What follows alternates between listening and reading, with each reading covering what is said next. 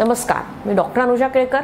मी psychiatrist आहे, de addiction specialist आहे, psychotherapist आहे आणि केळकर क्लिनिक घोडबंदर रोड ठाणेमध्ये ॲज अ सायकॅट्रिस्ट बऱ्याच वर्षांपासून प्रॅक्टिस करते. आज आपण जाणणार आहोत negative इमोशन्सबद्दल.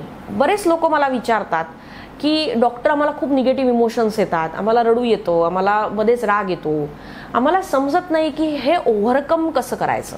How to overcome negative emotions हे आम्हाला सांगा.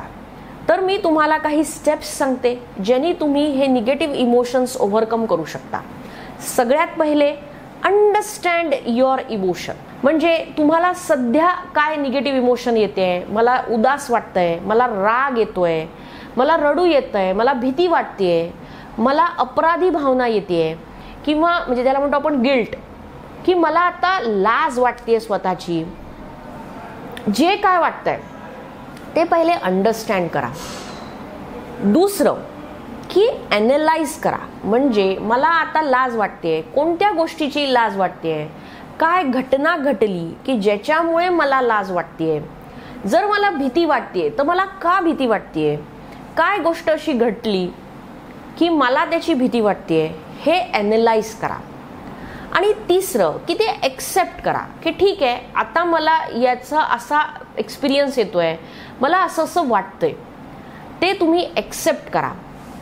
ॲक्सेप्टन्समुळे ना बऱ्याच गोष्टी, जसं मी म्हणते माझ्या बऱ्याच व्हिडिओजमध्ये म्हणते की ॲक्सेप्टन्स जेव्हा असेल ना गोष्टींचा, तेव्हा ते सोपं होतं समजून घ्यायला. तर एक तर अंडरस्टँड करा, ॲनालाइज करा आणि ॲक्सेप्ट करा.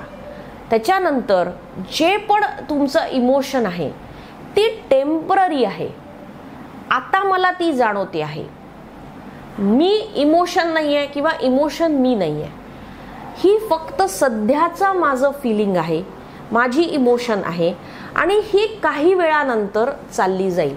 हा टेम्पररी फेज आहे माझ्या आयुष्यात आणि हा थोड्या वेळात निघून जाईल.